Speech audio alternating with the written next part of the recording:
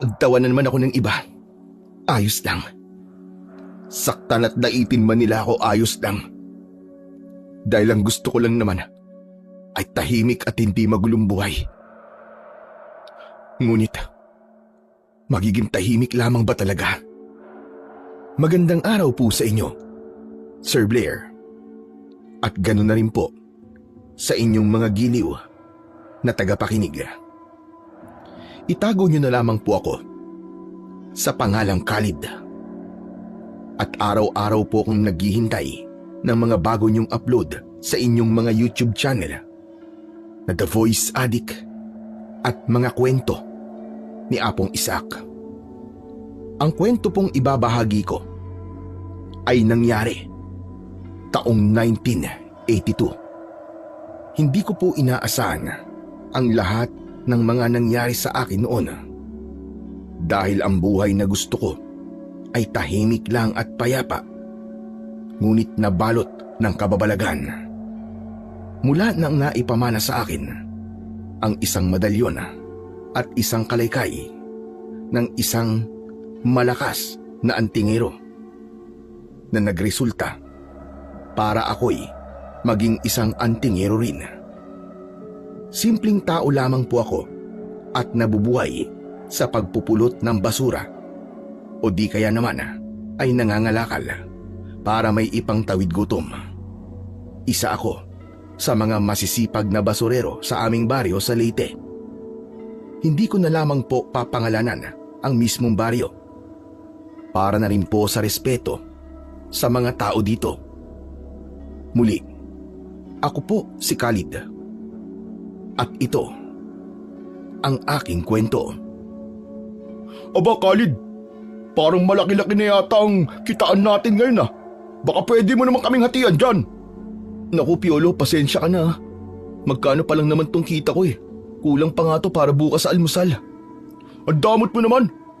Eh kung maliit lang kita mo ngayon, eh di kalahati niyan amin na lang. 100 na lang to Piolo. Baka pwede namang pas na muna ako ngayong araw. Wala kasi akong ganong nahanap na kalakal eh. Pero pangako bukas, kapag nakarami ako, hahatian ko kayo. Khalid. Alam mo naman yung mga ayaw ko, di ba? Mga kasama, kapkapan siya. Tulad ng sinabi ni Piolo, sabay-sabay akong kinapkapan ng mga kasama niya. Ayokong magsalita, lalo nang ayokong lumaban dahil alam ko sa sarili ko noon na kahit gaano pa ako katapang ay wala akong panama sa grupo ni Piolo. Aha! Kakaunti lang ha? Eh ano to? Hindi ako makapagsalita ng oras na yon dahil sa takot, dahil alam ko na rin ang magiging kasunod ng bagay na yon, lalo na't pinagtaguan ko ng pera si Piolo.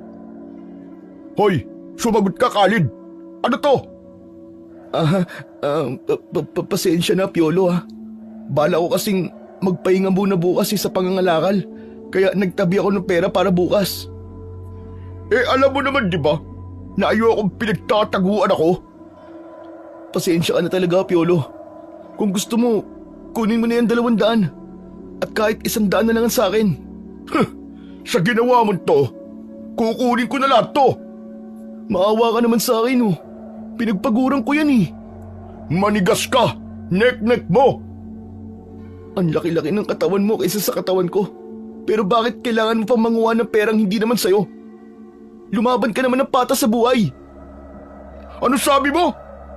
Nang mga oras na yon, doon ko palang napagtanto na nakapagsalita pala ako ng mga bagay na hindi dapat.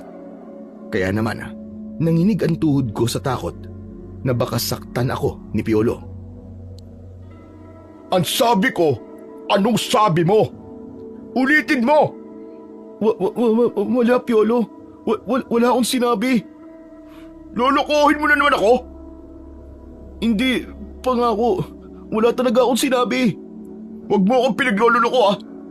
Dinig na dinig ko sinabi mo. Nagulat na lamang ako nang dahil ng mga oras na yon ay bigla na lang akong kinuwelyuhan ni Piolo. Lumingali nga ako para humingi sana ng tulong sa mga taong nakapaligid sa amin. Ngunit nakatingin lamang sila sa akin habang tumatawa. Hoy! Gusto mo na ba lumaban ha? Hindi Piolo, hindi ako lalaban. Hindi naman pala eh. Ito ang tatandaan mo, Khalid. Magtatrabaho ko kung gusto ko. Pero kung ayoko, wala kang magagawa. Naiintindihan mo ba? Oo, naiintindihan ko. Yan! Magpakabait ka. Ganyan maging aso masunurin. Matapos sabihin yun ni Piolo, akma na sana siyang aalis. Ngunit dumating ang kaibigan kong si Celestine at biglang hinablot ang pera sa kamay ni Piolo. Siraulo tong babaeng to ah. Naghanap ka ba ng sakit sa katawan ha? Piolo, alam mo ikaw, matagal na ako nagtitimpi sa iyo eh. Hindi ka ba nahihiya? Halos si Khalid na ang bumubuhay sa iyo. Mahiya ka naman sa balat mo. Celestine, huwag ka nang mag-ilam. Hindi natin sila kaya. Isa ka pa, Khalid. Kung tutusin, kaya mo sila eh. Masyado ka mabait. Masyado ka nagpapaalipin sa mga gahamang yan. Ginagawa mo mahina ang sarili mo eh. Hoy, Celestine. Kung makapagsalita ka parang mabitaw ka. Gusto mo bang pag-umpugin ko ulo niyong dalawa? Hoy, lalaking walang leeg. Baka gusto mo bawasan ko yung taba mo sa katawan. Huwag mo akong tinatakot ha. Tama na yan. Ibigay mo na lang yung pera para hindi na umaba pa yung gulo. Sige na. Ayoko. Khalid, pagsabihan mo yung kaibigan mo kilala mo ako magalit. Sige na, Sele. Ibigay mo na. Kikitain ko pa naman ulit yan eh. Yun nga yung pangit eh. Kumikita ka nga ng pera. Hindi naman para sa sarili mo. Hindi ako titigilan ng mga yan eh. Kaya sige na, ibigay mo na lang. Tignan mo, pinagtatawanan na tayo. Tumawa sila hanggang sa maubusan sila ng hininga. Wala akong pakialam sa kanila. Halika na, huwag mo na lang silang pansinin. Lalo na yung Piolo na yan. Hindi na nahiya. Nang dahil sa'yo, nanaba siya ng ganyan. Abat! Nang mga oras na yon, ay hinila na ako ng kaibigan kong si Celestine. Si Sele po ay ang pinakamatalik kong kaibigan at kapwa kong nabubuhay lamang sa pagbabasura. Ngunit ang kaibahan namin ay matapang siya at matalino. Bakit mo naman ginawa yun, Sele? Mali yun. Siguradong re-rees baka nila ako. Mali? Anong mali sa pinaglaban ko lang naman yung karapatan ng kaibigan ko? Sige nga. Pero kasi Sele, siguradong mas lalaki lang yung gulo sa pagitan namin ni Piolo at ng mga aso niya. Ay nako, alam mo Khalid, kung patuloy ka magiging ganyan, lahat ng tao talagang pagtatawanan ka. Dahil kahit sarili mo lang, hindi mo may pagtanggol. Ayos lang naman sa akin yun eh. Dahil sanay na akong pagtawanan ako. Pero paano kung pati ikaw madamay ka? Huwag mo akong isipin, dahil kaya kong sarili ko. Eh ikaw, baka kahit bugbugin ka nila doon, eh wala kang gagawin, hindi ka lalaban. Mahirap na kasing lumaban pa eh.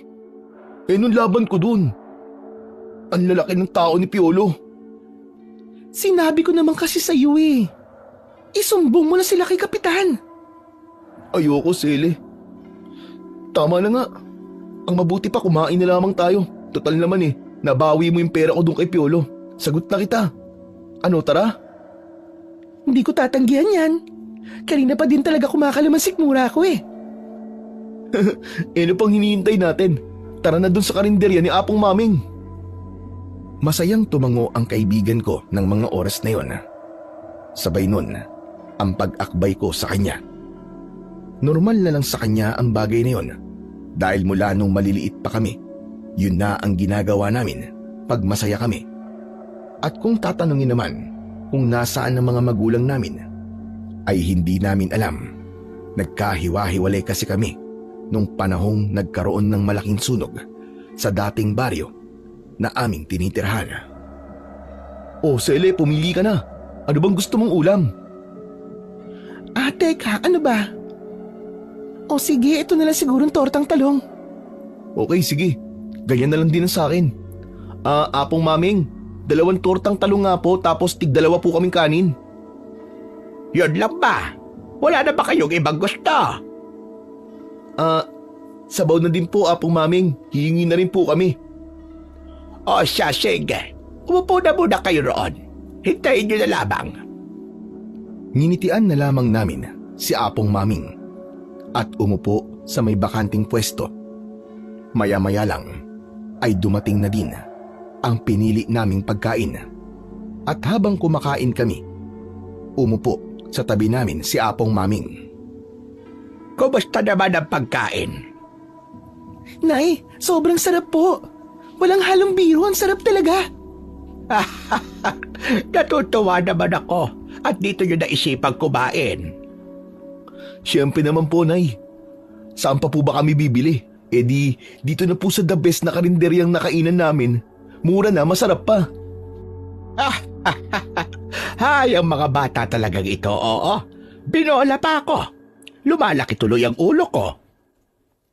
Nay, hindi po kami nambobola. Napakasarap po talaga, Nay. Yung sabaw pa nga lang po Mapapasabi po talaga kami ng sabaw pa lang, ulam na. Lalaki na talaga na gusto ang ulo ko niyan. Dahil dyan, may palibre pa akong kanin at sabaw sa inyo. Dalhin niyo mamaya, para naman kahit papano makatulog ako sa inyo. Naku, salamat po, Nay, ha. Di niyo po kami maririnig na tatanggi. Alam niyo naman po. Tama po.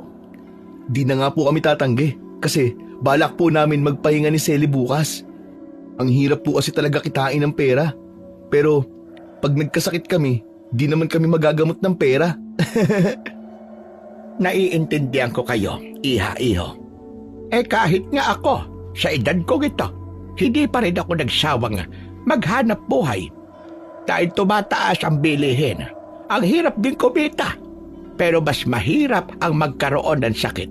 Kaya tama lang na magpahinga kayo paminsan-minsan. Tama po, Nay. Sobrang hirap po talaga. Kaya paminsan-minsan po talaga nagpapahinga po kami. O siya, tama na yan, iho. Ay siya nga pala. Maiba nga tayo. Kayo ba dalawa magkarelasyon na?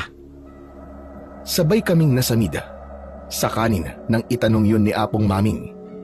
Nagkatinginan pa kami ng kababata kong si Sele nang itanong yun ni Apong Maming. Nay, hindi po. Magkaibigan lamang po kami ni Sele. Pero kung titignan, abay bagay na bagay kayong dalawa. Matapang na babae at matatakotin na lalaki. Grabe ka naman sa akin, Nay.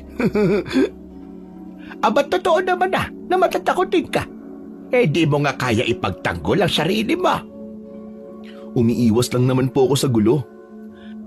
Ay, iho.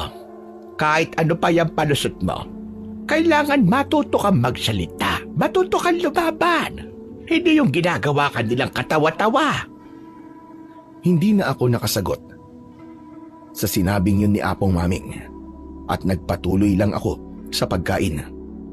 Hanggang sa tumayo na siya at naglakad palayo sa mesa namin.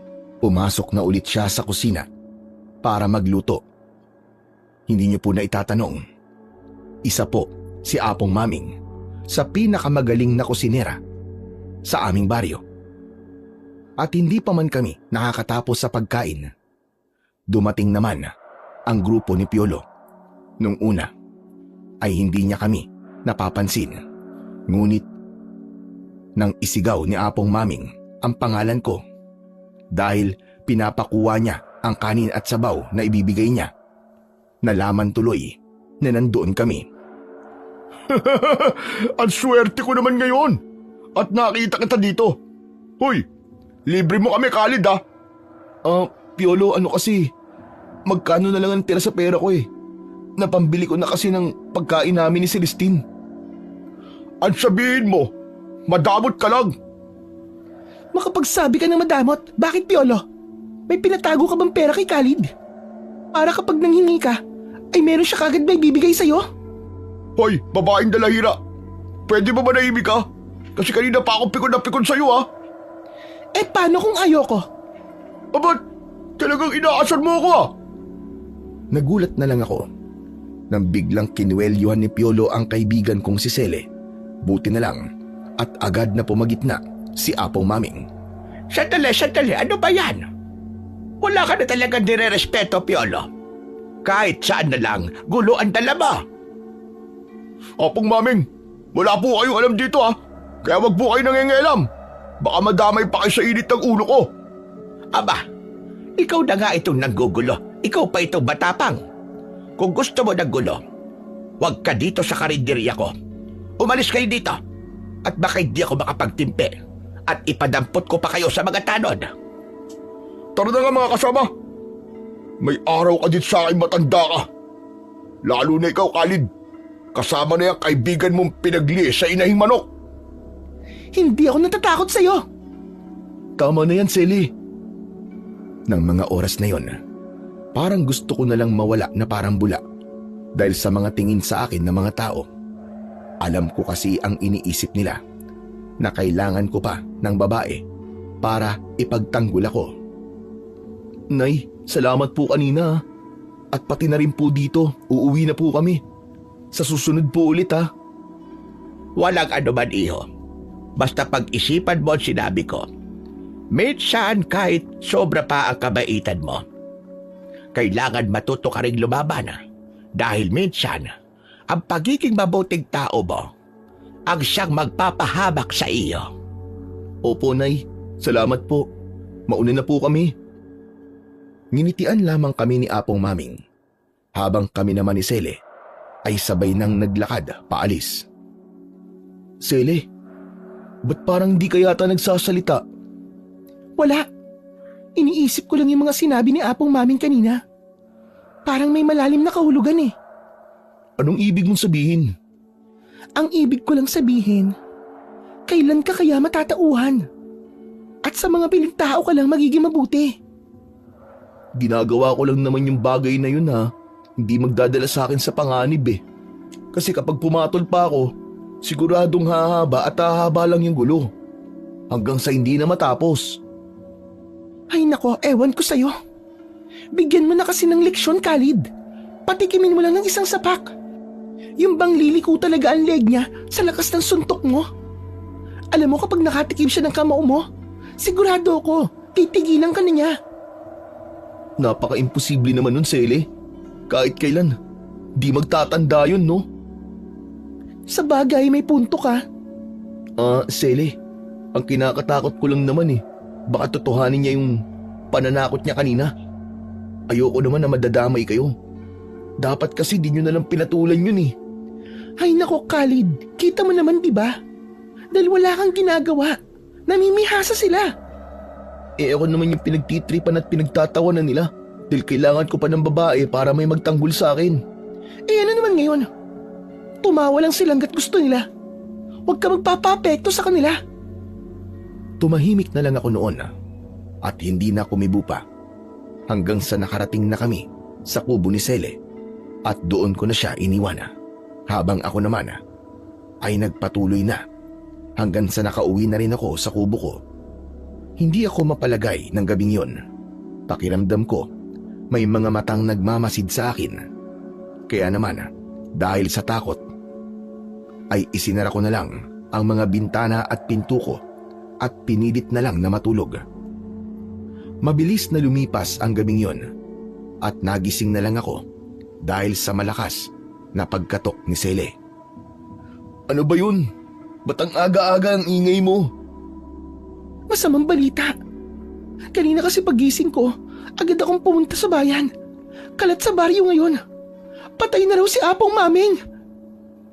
Nanlamig ang buong katawan ko noon nang malaman ang masamang balitang daladala ni Sele. Napatitig pa ako sa mga mata ng kaibigan ko na para bang inaalam kung nagsasabi ito ng totoo. Ano ba yung pinagsasasabi mo, Sele? Ang aga-aga. Ang pangit naman ng biro mo. Hindi ako nagbibiro, Khalid. Kalat na ngayon yung balitang yan. At kaya rin ako nandito. Pinapatawag ka ng pamilya ni Apong Maming. Ha? Pero bakit daw? Hindi ko alam eh.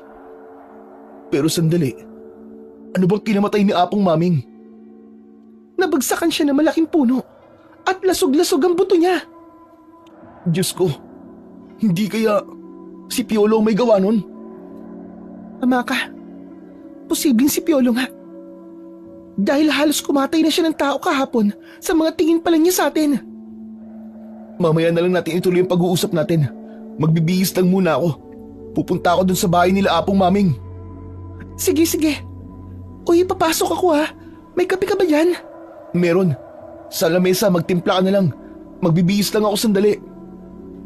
Ilang minuto lang ang tinagal ko sa pagpapalit na damit at paglabas ko ay patapos na rin si Sele sa pag-inom ng kape. Ginawa mo bang tubig yung kape? In-straight mo? Kahit sino kayang istraightin to. Paano ba naman yung tubig mo? Malamig pa sa nguso ng pusa. Yun ba? May singaw kasi yung thermos na yan eh. Tsaka napulot ko lang naman yan eh. Mukhang maayos ba kaya inuwi ko. Ay nako, hindi ko man lang na-enjoy yung pagkakape ko. Huwag ka na magreklamo. Ikaw na nga lang itong nakikikape. Tumahimik na lang ang kaibigan ko. Pagkatapos nun, inubos niya na ang natitira pang kape sa tasa. Kaya naman, naglakad na kami. Pagdating namin sa bahay nila Apong Maming, ay tahimik. Sinalubong lang ako ng anak niyang babae at walang sabi-sabi ay iniabot niya sa akin ang isang kalaykay at isang medalyon. Pagkatapos nun ay hindi man lang ito nagsalita at tumalikod na. Teka, ba't niya to binigay? Tapos umalis bigla? Ewan ko, kahit ako di ko rin maintindihan eh. Para saan tong kalaykay at medalyon na to? Obvious ba? Malamang pangkalkal ng basura yan, tapos yung medalyon, di gawin mong kwintas. Aba oo nga no. Pero teka, hindi man lang tayo pinapasok. Bakit parang walang burol? Ang pagkakarinig ko kasi, dadalhin daw ang katawan ni Apong Maming sa syudad, kung saan nakatira yung panganay niyang anak. Ganun ba? Gusto ko pa naman sanang makipaglamay. Napakabait sa atin ni Apong Maming. Wala tayong magagawa, Khalid. Ganyan talaga ang buhay. Una-unahan lang. O tara na. Akala ko pa naman makikita ko sa huling pagkakataon si Apong Maming. Uuwi ka na ba o diretso tayo sa pamamasura? Ikaw, ano bang gusto mo? Mamasura na lang tayo. Wala na akong isasain na bigas bukas eh. Di kung ganun, tara na. Baka maunahan pa tayo sa mga bagong bagsak na basura. Sige, tara na. Daan muna tayo sa bahay. Yung mga sako natin nandun eh. Bit-bit ang kalaykay at medalyon na hindi namin alam na magpapabago pala sa takbo ng aming buhay na may kinalaman sa pagiging antingero ay umalis na kami. Nang makuha na namin ang mga sako ay dumiretso na kami sa tapunan ng basura. At nadismaya kami dahil naunahan na nga kami. Pero hindi na kami umuwi dahil sigurado naman na may mga makukuha pa rin kami. Aba, ayos tong kalaykay na to, Celia. Madali ako nakakapagkalkal. Sobra talagang bait ni Apong Maming. Kahit patay na siya, ay natutulungan niya pa rin tayo. Sabi na sa iyo eh. Para talaga yan dyan. Kaya nga, mas mapapadali ang trabaho natin dito. Tapos, ang gaan pang gamitin. Para bang hindi ako napapagod. Salamat talaga kay Apong Maming. Salamat sa tulong niya. Apong Maming, kung nasan man po kayo, salamat po. Ikaw talaga. Pahawak nga ako ng kalaykay. Mukhang mabigat eh. Pabuhat nga ako. Inabot ko sa kaibigan ko ang kalaykay na hawak ko. Nagulat kami pareho. Dahil pagkahawak pa lang niya, ay sumubsob kagad siya sa lupa. Napatingin sa akin ang kaibigan ko na may nanlilisik na mga mata. Ikaw talaga. Akala ko ba magaan? Magaan naman talaga. Kapag ako humahawak niyan, parang wala pang 1 kilo yan eh. Huwag mo nga akong pinagtitripan, Khalid ah. Di naman kita pinagtitripan eh. Tignan mo oh. Kaya naman dinampot ko ulit ang kalaykay na ibinigay sa akin ni Apong Maming. at paulit-ulit na itinaas baba sa harap ng kaibigan kong si Sele.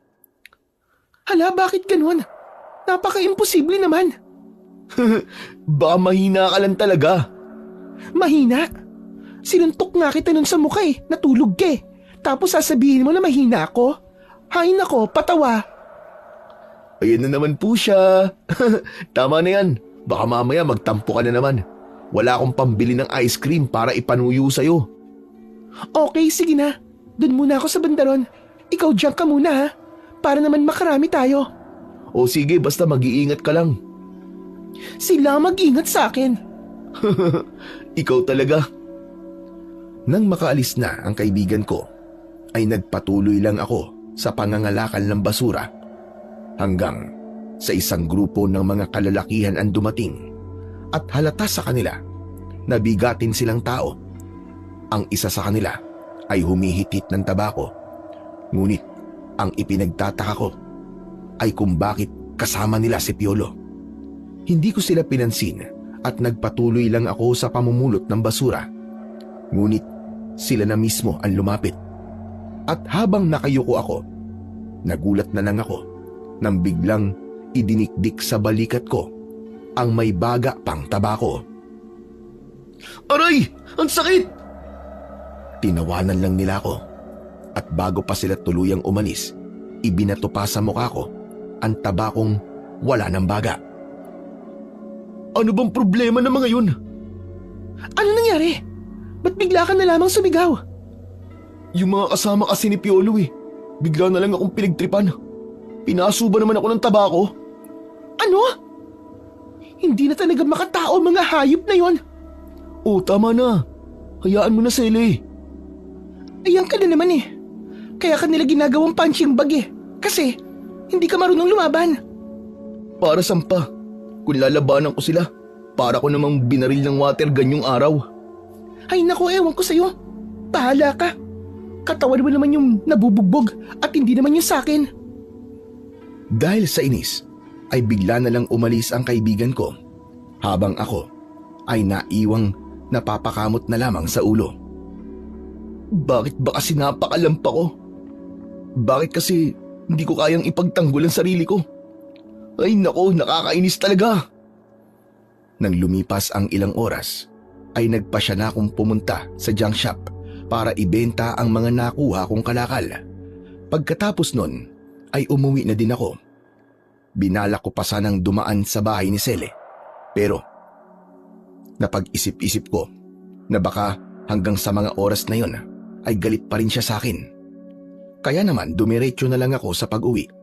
Pagdating ko sa bahay ay nagluto na ako. Pagkatapos ay natulog na. Paglipas ng gabing yon, ay agad na akong pumunta sa pinagtatapunan ng basura para makapag-umpisa. Ngunit hindi ko naman inaasahan ang mga balitang madaratnan ko doon. Oh, Sele, nandiyan ka na pala. Oh, bakit parang tulala ka yata? Grabe na yung nangyayari sa baryo ngayong Khalid. Ha? Bakit? Ano ba nangyari? May mga nakita na namang patay na tao. Kilala sila bilang mga basurero din. Ha? Anong ibig mong sabihin? Ngayon lang ako kinilabutan ng ganito, Khalid. Kasi kanina bago ako pumunta dito, nakiisyoso muna ako doon. Nakita ko yung mga bangkay. Grabe, hindi na maalis sa isip ko. Bakit? Ano ba yun? Kasi, nung kinuha nila yung mga katawan ng tao, para silang papel. Parang mga walang buto. Lusaw na lusaw. Napakaputla din nila. Habang sa bandang ulo naman, ay may malaking butas. At wala na ang utak. Ano? Grabe naman yan. Parang napaka-imposible naman yung sinasabi mo. Sino namang matinong tao ang gagawa nun? Malamang wala. Pero imposible ding tao ang gumawa nun. Ano? Kung hindi tao, ano? Aswang, Khalid. Aswang. Pambira ka. Mas lalo namang imposibleng aswang. Panakot lang ng mga matatanda sa bata yun Paano kung hindi lang sila basta panakot lang? Paano kung talagang totoo sila? At paano kung tama ang hinala ko? aswang nga ang pumatay sa mga taong yun. Magiging ligtas pa kaya tayo? Natahimik ako sa mga tanong na yun ni Sele. Dahil kahit ako ay tinatayuan na rin ng balahibo sa katawan. Tama na nga yan. Mabuti pa magtrabaho na lang tayo. Huwag mo nang isipin yun. Hindi na sumagot ang kaibigan ko. At nagpulot na din siya ng mga basura na pwede pang ibenta. Habang ako naman ay napatingin sa iisang direksyon. At nakita ko doon na nakatingin sa akin si Piolo. Kakaiba ang ngiti niya dahil parang nakabaligtad ang mga labi niya. Sele. Sele, lika. Sele. Magpahinga na muna tayo. Ha? Ba't ang aga naman? Ang konti pa lang na nakukuha ko eh. Hayaan mo na. Sagot ko na yung pagkain mo, basta tara na.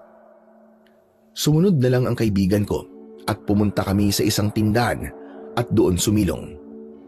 Ibinili ko na rin nang maiinom ang kaibigan ko habang patuloy ko pa rin iniisip ang postura ni Piolo.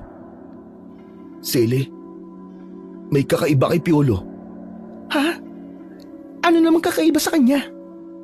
Nagmukha na bang anghel? Yung dating mukhang dyablo? Hindi yun. Parang may bago sa kanya ngayon. Kanina kaya ako nagpa siyang magpahinga. Nakita ko siya kanina eh. Nakatingin sa akin, nakangiti. Oh, nakangiti naman pala eh. Pero yung ngiti niya sobrang nakakatakot, promise. Kasi parang nakabaligtad yung labi niya. Tapos, yung ilalim ng mata niya sobrang itim, parang adik. Baka tama ka. Baka talaga namang nag-a-addict na si Piolo. Hindi naman siya ganun eh. Iba talaga ang pakiramdam ko nung nakita ko siya. Talagang nakakatakot. Hanggang ngayon kinikilibutan pa rin ako. Eh noon ka pa naman takot na takot kay Piolo eh. May pinagbago pa ba? Hindi mo naman kasi ako naiintindihan eh. Sige na nga, didiretsahin na nga kita. Habang tinitignan niya ako kanina, pakiramdam ko, binabalatan niya ako ng buhay eh. Ano ka ba? Huwag kang matakot sa kanya. Yun lang yun. Kasi kapag patuloy kang natatakot sa kanya, gagamitin niya yung bilang kahinaan mo para maging sunod-sunuran ka sa kanya. Kaya tara na, bumalik na tayo doon at sayang ang kikitain natin. Sumunod na lang ako sa kaibigan ko. Kaya pagbalik namin sa tambakan ng basura, ay iniwasan ko na lang na magpalinga-linga. Hanggang sa natapos na ako sa pagpupulot ng basura, napuno namin ang tagdalawang sako namin ni Sele. Kaya pagkatapos kong itali ang mga sako, ay inupuan ko ito. Maya-maya lang ay tinabihan ako ng kaibigan ko. Ang tahimik mo yata, boy ah. Ano kasi, kinikilabutan pa rin ako sa mga ngitian ni Piolo kanina. Pakiramdam ko tuloy. Winawasak niya ang pagkatao ko eh. Ang OA mo naman, Khalid. At saka bakit ba sobrang takot na takot ka doon? Hindi naman sa takot na takot ako. May bagay kasi sa loob ko na dapat hindi ginagalit yung mga taong tulad niya. Alam mo yun? Naiisip mo lang yan kasi hindi kanya tinatrato ng tama noon. Oo nga no, siguro ganun nga. Pero iba ngayon eh. May kakaiba kasi talaga sa kanya. Basta hindi ko mapaliwanag. Ay nako, hayaan mo na nga lang. Tapos eto pa. May kakaiba din dito eh. Alam mo kasi Sele, mula nang mahawakan ko, ang kalaykay na yan na galing kay Apong Maming, pakiramdam ko, alam ko ang lahat ng mga bagay na hindi makakabuti sa paligid ko. Ano bang ibig mong sabihin, Khalid ah? May superpower? Yung kalaykay na yan? Ganun ba? Ewan ko pero, ganun ba yun? Eh ano pa ba? Basta parang ganun na nga. Ay naku, ano ba yan? Lahat na lang ng imposible na pag-uusapan natin ah. Yung aswang na nabanggit ko kanina. Hindi malayong meron na nga tayo dito sa baryo. At about naman sa kalaykay na yan, hindi natin alam. Baka may nagmamay-ari niyan noon na isang pambihirang tao. Hindi lang natin alam kay Apong Maming. Tulad ng ano? Mga albularyo, manunugis, o di kaya mga antingero. Pambihira. Saan mo naman natutunan ng mga yan? Tsaka, Saan mo ba nakukuha yan? Baka nabasa mo lang sa comics yan eh. Ay nako, ewan ko sa'yo kung ayaw mo maniwala, di wag. Pero wag mo akong pagtawanan ha. Hindi ko sa comics nabasa yan. Sa libro ko nabasa lahat. Nalapulot ko din sa basurahan. At yung mga taong may kakayahan tulad ng mga nabanggit ko ay makapangyarihan, baka kala mo. Alin sa mga yun? Yung kayang pumuksa ng aswang? Ang pagkakaalam ko lahat sila. Pero yung albularyo, may alam lang sila sa pagpapahina. Pero mas magaling pa rin yung manunugis at antingero sa pagpatay ng mga aswang. Grabe, parang astig naman pakinggan yung kwento mo. Astig talaga. Pero alam mo ba na may mga tao din na kayang pumatay ng aswang o tumalo sa 10 batalyon na aswang? Ha? Talaga? Paano? Sabi dun sa libro na nabasa ko, posible lang yon kung napili ka ng isang dating manunugis o antingero na ipagkatiwala ang isang mahalagang bagay na dati nilang ginagamit sa pagkatay sa mga aswang. Ha? Ganun ba yun? Oo, Khalid, maniwala ka. O sige, magkwento ka pa. Nag-e-enjoy ako sa'yo eh. Gusto ko pang magkwento, kaso hindi ko pa tapos basahin eh. Sa kapal kasi ng librong yon, halos hindi ko pa nakakalahati. Ay, ganun ba? Sayang naman. Bigla kasi ako naging interesado sa mga kababalaghan na ganyan. Sige, wag ka mag-alala. Sa susunod, makakatapos din ako ng ilang pahina. Bago tayo umuwi, kikwentuhan kita. Ayos, salamat Sally ah. At least kahit di ako marunong magbasa, nalalaman ko ang lahat dahil sa'yo. Matapos kong sabihin yon, nagulat na lang ako nang marinig ko sa likuran namin si Piolo. Malamig ang boses nito habang tumatawa. Pagtingin ko sa kanya ay bumalik na naman ang takot sa pagkatao ko dahil kitang-kita ko ang mga labi niya na nakangiti pero nakabaligtad. Mangmang ka pala, Khalid eh. Kahit magbasa, hindi mo kaya. Ano bang problema niyo sa hindi marunong magbasa? At least, kahit hindi niya kaya yon, kaya niya naman buhayin ang sarili niya. Hindi tulad ng kilala ko dyan. Pinapalamon lang ng taong tinatawag nilang mangmang. Alam mo, nung nakaraan pa ako timpin-timpi sa'yo ah. Nauubos na talaga ang pasensya ko sa'yo. Teka, tama na yan. Aalis na lang kami, Piolo. Teka lang, Khalid. Hindi pa ako tapos eh. Piolo, paalisin mo na kami, tama na. Manahimik ka. Tatamaan ka sa akin. At ikaw naman, babaeng matabilang dila. Ulitin mo nga yung sinabi mo kanina. Nabingi ka na ba? Nabalutan na ba ng tabayang tenga mo? Sasabihin ko ulit sa'yo. Pero, padadaliin ko na lang. Yung madali mo maiintindihan. Palamunin ka lang. Patay gutom. Dahil sa inis ni Piolo, hindi na siya nakapagtimpi sa kaibigan ko at nagulat na lang ako nang bigla niyang kinuwelyuan si Sele at akma na sanang susuntukin. Pero nagulat na lamang ako nang hindi ko sinasadyang mahawakan ng kalaykay. Para bang hindi ko na kontrolado ang sarili kong katawan at bigla na lamang humampas ang kalaykay sa kamay ni Piolo na nakahawak sa kwelyo ni Sele. Napasigaw si Piolo sa ginawa kong yon at nanlaki naman ang mga mata ni Sele. Dahil sa unang pagkakataon ay lumaban ako para sa aming dalawa. Hayop ka! Papatayin kita! Papatayin kita, Khalid! Hindi ako nagbibiro. Isusunod kita sa matandang amoy lupa na yun! Ano ka mo? Anong ibig mo sabihin, Piolo? Hindi sumagot si Piolo, pero may isang bagay akong nakita sa kanya. Nakita kong nanlaki ang mga mata niya at ang bunganga niya ay nakabaligtad. Tinignan lang niya ako, ganun rin si Sele. Tinitigan din niya ang hawak kong kalaykay at pagkatapos noon ay nagulat kami dahil sa kabila ng taba niya ay napakabilis niyang tumakbo. Hala, nakita mo ba yun, Sele? Oo naman. Ang saya ko para sa'yo. Nagawa mong saktan si Piolo, tsaka pinagtanggol mo ko. Ikaw hindi mo lang sinasabi. Pero, love na love mo pala ako. Sira, hindi yun ano. Pambihira ka. Yung itsura niya bago siya umalis. Nakita mo ba? Lumaki yung mga mata niya. Nagbago din ang forma ng bibig niya. Ay, akala ko naman kung ano. Pero wala naman nagbago sa mukha niya.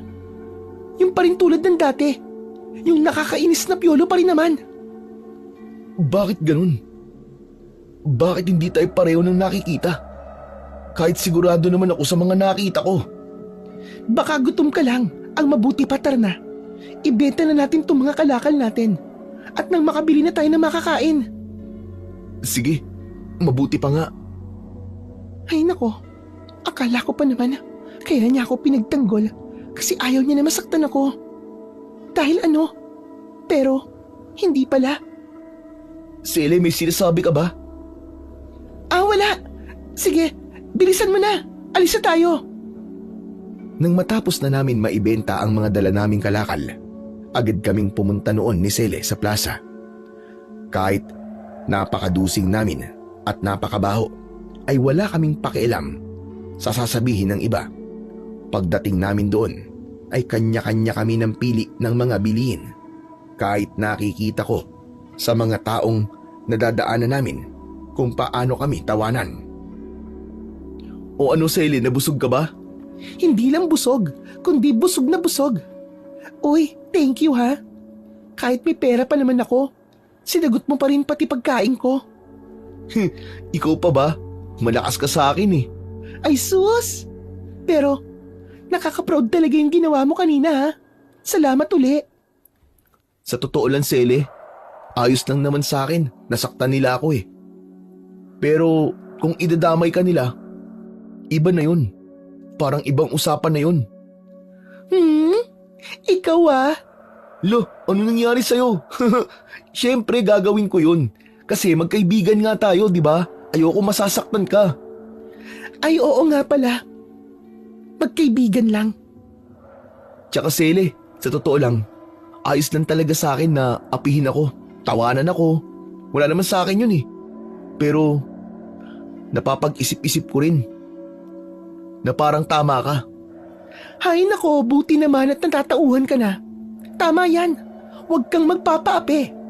Kung anong gawin nila sa'yo, gumanti ka. Hindi ka naman nabuhay para bugbugin lang nila. Tama ka.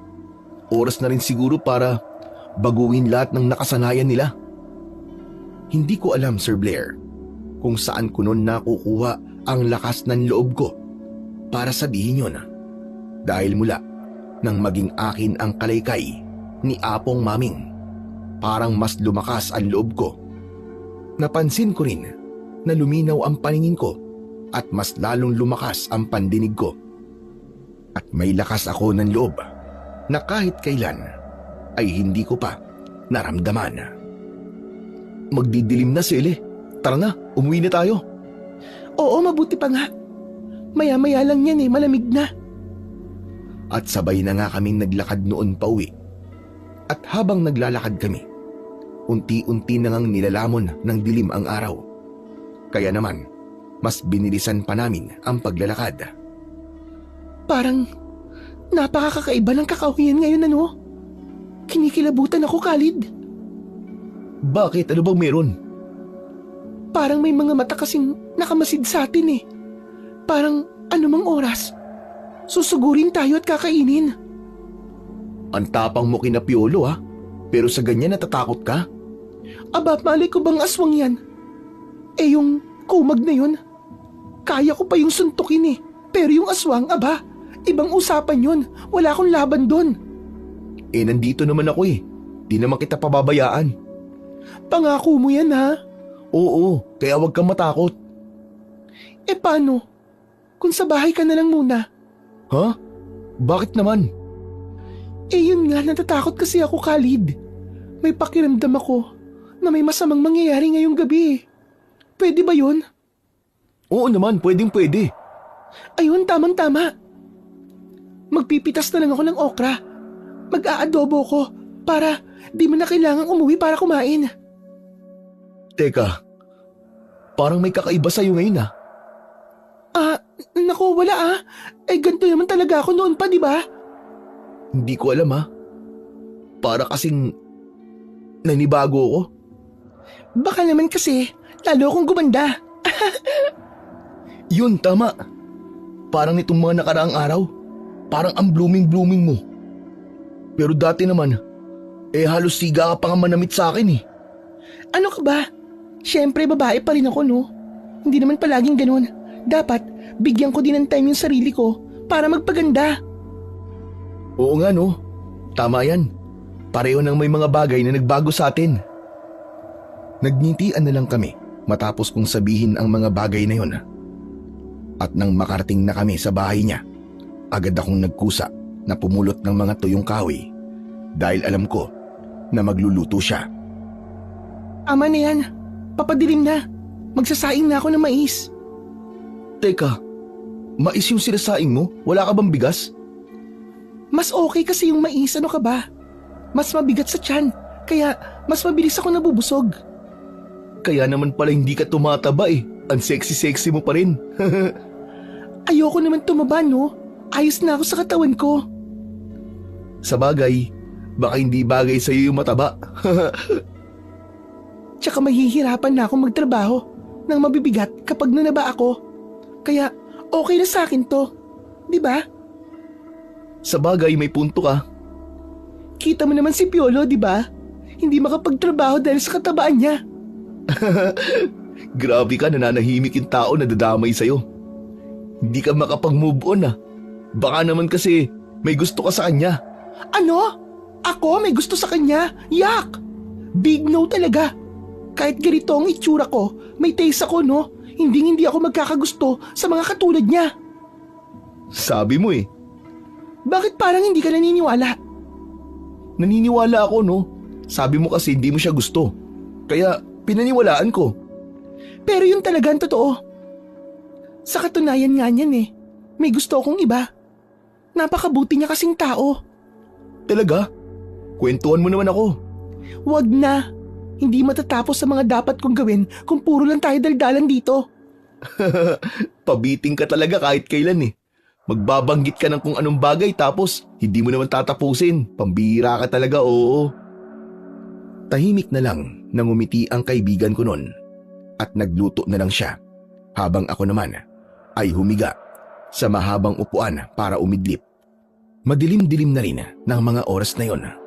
Pero sakto pa lang sana akong pipikit nang bigla kaming makarinig ng sigawan. Nagmumula yon sa mga kabahayan.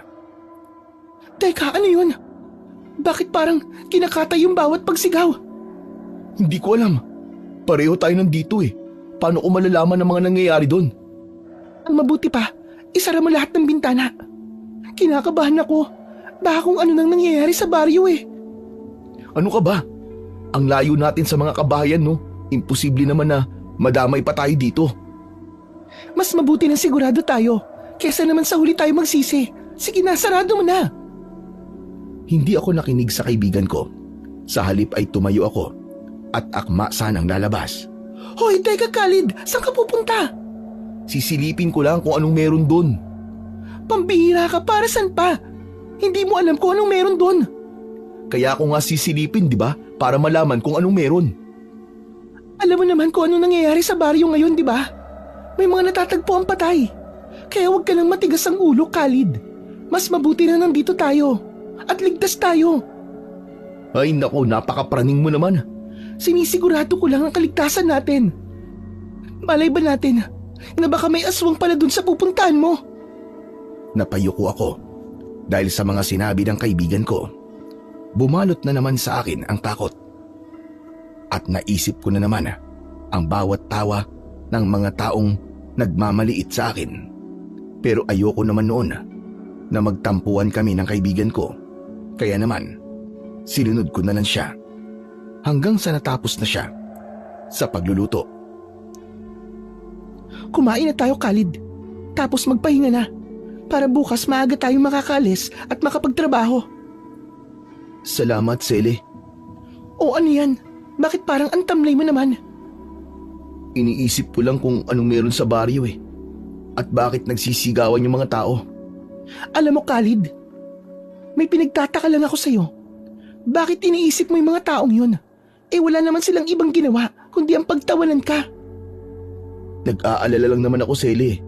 Tsaka kahit pinagtatawanan nila ako, kung kaya ko naman silang tulungan, bakit hindi, di ba? Alam mo, Khalid, pakiramdam ko bigla kang tumapang ngayon.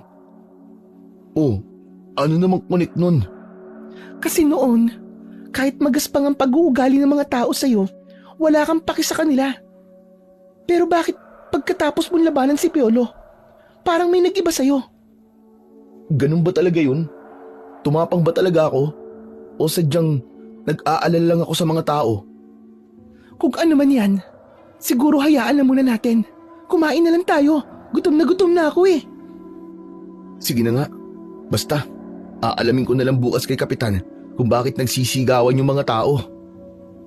Nagpatuloy na kami noon sa pagkain at nang matapos kami, nagpahinga lang ako ng konti at humiga na rin sa mahabang upuan habang si Sally naman ay pumasok na sa kwarto niya.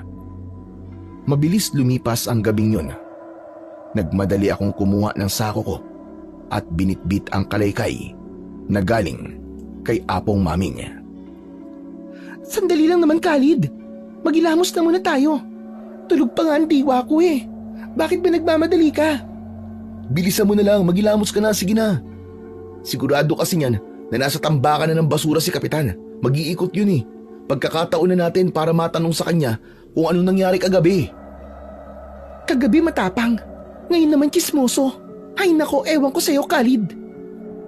Ang mabuti pa ganito na lang, mauuna na ako dun ha. Baka kasi di ko na maabutan si Kapitan eh. Ano, mauuna ka doon? Hindi ka ba muna magkakape bago mag-umpisang magpulot ng basura? Hindi na, Sally. Busog pa naman ako eh. O sige, diyan ka na ha. Una na ako. Umiling na lang si Sally. Pero hindi ko na yun noon pinansin pa. Mabilis akong naglakad at nang makarating ako sa tambakan ng basura ay tama nga ako dahil nandoon nga si Kapitan. Halata sa mukha nito ang pag-aalala. Kaya naman, wala na akong sinayang na oras at nilapitan ko na siya. Kapitan, matanong lang po, ano po ba nangyari kagabi?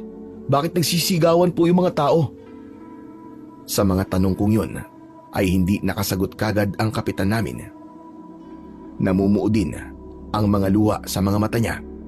Kaya naman, kinutuban na talaga ako na may masamang nangyari nung gabing nagdaan. Kapitan, ano po nangyari? May nasabi po ba ako? Sinalakay ng mga halimaw ang baryo kagabi, Khalid. Pati ang pamilya ko. Nadamay sa pagpatay.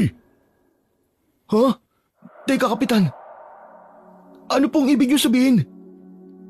Mahirap bang maintindihan ang sinabi ko? Namatay ang mga kaanak ko dahil sa mga halimaw. At hindi lang yun. Dahil madami rin ang mga namatay sa mga tao sa baryo.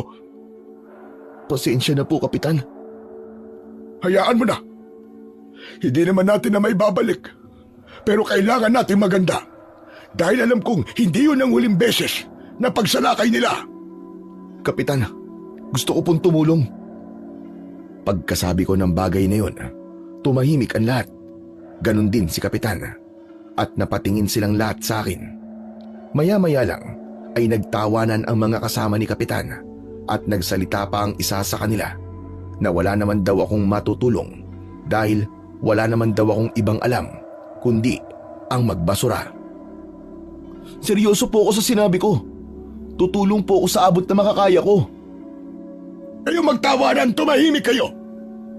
Wala kayong karapatan na maliitin si Khalid dahil lang sa alam nyo na namamasura lang siya. Sige Khalid, iyo. Tatanggapin ko ang pagkukusa mo sa pagtulong. Salamat po, Kapitan. Asahan niyo pong gagawin ko po ang lahat para makatulong po sa inyo. Hindi ko po kayo bibiguin. Aasahan ko rin yan, Khalid. O siya, sige na. Mauna na kami. Habang naglalakad sila palayo, hindi ko na namalayan na nasa tabi ko na pala si Celestine at narinig niya pala ang lahat ng pinag-usapan namin. Anong ibig mo sabihin tutulong ka? Ay, kabayo! Ano ba naman yan, Sally? Ba't pasulpot-sulpot ka bigla? Sagutin mo ang tanong ko. Tutulong ka sa kanila? Kahit alam mong wala silang bilib sa'yo. Wala akong pakialam dun. Kahit pagtawanan pa nila ako at wala silang tiwala sa akin. Ang mahalaga lang naman sa akin ay ang makatulong. Nakita mo naman 'di ba kung paano kanila pagtawanan? Dapat sa mga taong ganun, hinahayaan na lang. Tulad ng pagpapabaya ko nung maliit ako. Kahit alam ko naman na pwede kong hanapin sila nanay, hindi ko ginawa, ganun ba? Hindi naman sa ganun, Khalid. Halimaw daw ang sumasalakay eh. Anong laban mo sa mga yun? Oh, di lumalabas ngayon na ikaw tong walang tiwala sa kaya kong gawin. Khalid, ano ka ba? Mali naman yung iniisip mo eh. Paano kung mapahamak ka? Hindi mo alam kung anong kayang gawin ng mga halimaw na yon. Sele, ayokong may mga pamilyang matutulad pa sa akin. Ayokong may maulila ulit. O sige Khalid, kung yan ang gusto mo. Pero sige, paano mo sila lalabanan? Hindi sa lahat ng oras kailangan ko matakot. Alam kong may paraan para matalo sila. Kaya kung kaya ko, gagawin ko. At sa pagkakataong to, hindi ko hahayaang balutin pa ulit ako ng takot. Pero paano nga kung mapahamak ka, Khalid? Paano ako? Ikaw na lang ang pamilyang meron ako. Hindi ako mapapahamak, Celestine. Gagabayan ako ng Diyos, maniwala ka. At alam kong hindi niya ako pababayaan. Tulad nun, nahimala akong nakaligtas sa sunog. Kaya ko to. Kung hindi man, kakayanin ko pa rin para sa mga tao sa baryo. Hindi ko na alam, Khalid, kung ano ba dapat kong gawin sa'yo. Ang tigas ng ulo mo. Ano ba dapat ang gagawin mo sa akin? Wala naman, di ba? Noon gusto mo akong maging matapang at labanan ng takot ko. Eto na yun, Sele. Eto na yun. Pero hindi naman sa ganitong paraan, Khalid. Sobrang mapanganib ng gagawin mo eh. Malay mo bang aswang pala ang mga kalaban nyo? Pues lalabanan ko pa rin sila. Dahil wala silang karapatan para pumatay ng mga inosenteng tao. Tama na nga tong pag-uusap na to, Sele. Maghanap na tayo ng mga kalakal. Hindi na kumibo ang kaibigan ko. At tahimik niya na lang na ginawa ang mga dapat niyang gawin. Habang ako naman ay hindi mapalagay noon. Dahil kahit sinabi ko na matapang na ako, may bagay sa loob ko na takot ako. At dahil sa mga sinabi ko sa kaibigan ko, ay hindi na niya ako kinausap hanggang sa umabot ang tanghali. Tahimik pa rin siya. Sinubukan ko naman na kausapin siya, pero hindi niya ako pinapansin. Kaya naman, hindi ko na siya pinilit na abalahin pa at nagpasya na akong ibenta na kagad ang mga kalakal na nakuha ko at dumiretso na ako sa plaza para doon bumili ng lutong ulam. Pagdating ko doon ay napakaraming tao. Ang iba ay naririnig ko pang nag-iiyakan. Kaya naman lumapit ako at nakita ko doon ang mga katawan ng mga taong naging biktima ng mga aswang, nakahilera at kinukuha ng mga pamilyang namatayan. At isa na nga doon ang pamilya ni Kapitan. Napakadami pala nilang naging biktima. Grabe sila. Napakademonyo nila. Bakit nila to ginawa? Wala ba silang nararamdaman kahit konting awa? Mga wala ba silang kaluluwa? Ilang sandali lang, narinig ko na rin ang paghagulgol sa iyak ni Kapitan. Nanginginig akong lumapit at bakas sa mukha ko ang awa. Nag-umpisa na ring mamuo ang luha sa mga mata ko at alam kong kahit hindi naging maganda ang pag-uugali nila sa akin, hindi makatarungan ang nangyari sa kanila. Kapitan, nakikiramay po ako. Nang marinig ako noon ni Kapitan, ay lumingon siya sa akin. Tumayo siya mula sa pagkakaluhod niya at hinawakan ako sa balikat. Khalid, ikaw pala yan. Pasensya ka na kung isa sa mga nasasakupan ko nakikita akong nagkakaganito. Hindi ko lang talaga matanggap ang mga nangyari.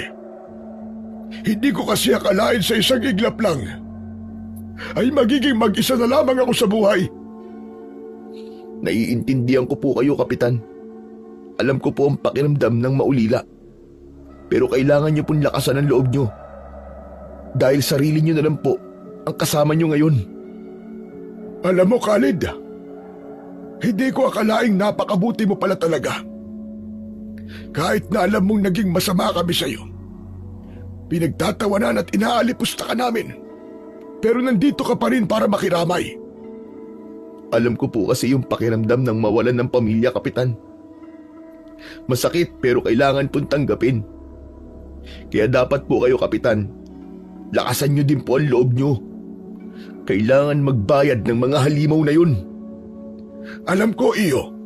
At para sa pamilya ko, gagawin ko ang lahat para makamit ang hustisya na para sa kanila. At nandito lang po ako, Kapitan. Nandito po ako para tumulong. Gagawin ko po ang lahat. Mapuksa lamang po ang mga anay na sumira ng masasayang pamilya. Salamat, Iyo. Maraming salamat. Nabigla na lang ako noon nang bigla akong yakapin ni Kapitan. Hindi ko inaasahan ang bagay na yon. Kaya naman, bukal din sa loob ko na yakapin siya at ipadama sa kanya na may tao pa rin na nandyan para sa kanya. Naging magaling na ama po kayo ng buong baryo, Kapitan. At naging mabuti po kayo sa lahat ng nasasakupan nyo. At ganoon na rin po sa pamilya nyo.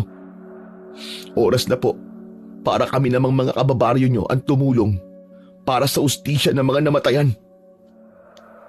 Hindi na nakapagsalita pa si Kapitan at tahimik na lang siyang umiyak. At kahit pagod na ako sa pangangalakal, ay tumulong pa rin ako sa pagbubuhat ng mga katawan. Pagkatapos nun, ay nagkaroon ng pagpupulong. Mga mahal kong mga kababaryo, alam kong nagluluksa pa rin kayo.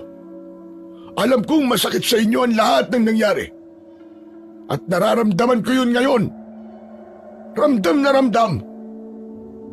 Gusto ko sanang sabihin sa inyo na kailangan nating magtulungan para na rin sa kaligtasan natin o ng mga batang hindi nadamay sa pagsalakay ng mga halimaw kagabi. Gusto kong lahat ng mga kababaihan at mga bata ay mailikas sa ligtas na lugar. Ang mga lalaki naman, nasa sa inyo na kung gusto nyo lumaban. Wala itong pilitan.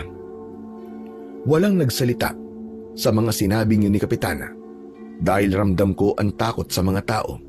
Kaya naman nagsalita ako para irespeto ang sinabi ni Kapitan. Asahan niyo pong tutulong po ako, Kapitan. Nang marinig ako noon ng mga tao, ay nagtinginan sila. Pero hindi ako nabigo dahil nagsunod-sunod na rin ang mga taong gustong lumaban. Dahil doon, nakita kong lumakas ang loob ni Kapitan. Sa pamamagitan ng pagngiti nito, hindi naman nagtagal, isa sa mga kababaryo namin ang nagtanong kung ano raw klaseng hayop o halimaw ang sumalakay kagabi. Ayon sa pag-iimbestiga namin at ng mga nakakita, hindi sila basta-basta lang mga halimaw. Dahil mga aswang sila. Isang bihirang aswang na hindi gaanong kilala ng mga tao. Dahil gamit lang ang mapagkunwari nilang boses, ay kaya na nilang makapambiktima ng walang nagagawang ingay. Sa madaling salita, gumagaya sila ng mga boses para lapitan sila ng pagkain nila. Dahil sa mga sinabi ni Kapitan, ay nagulat ang mga tao. Natakot at nagbulungan. At kahit ako, hindi rin makapaniwala. Dahil tama nga ang hinala ni Celestine. Kaya nang matapos ang pagpupulong, agad na rin akong sumibat para pumunta sa bahay ni Cele. Sele, pakiusap naman o kausapin mo na ako. May kailangan ka kasing malaman eh. Sele, sige na naman. Ayaw mo nga makinig sa akin, di ba? Kaya anong dahilan para makinig ako sa'yo? Dahil tama ang mga hinala mo. Aswang nga ang mga kalaban natin. Aswang ang mga pumapatay. Sabi ni Kapitan, gumagaya daw sila ng boses at yun ang ginagamit nila para makapambiktima. Dahil sa mga huli kong sinabi, napatigil si Cele at tumingin sa akin.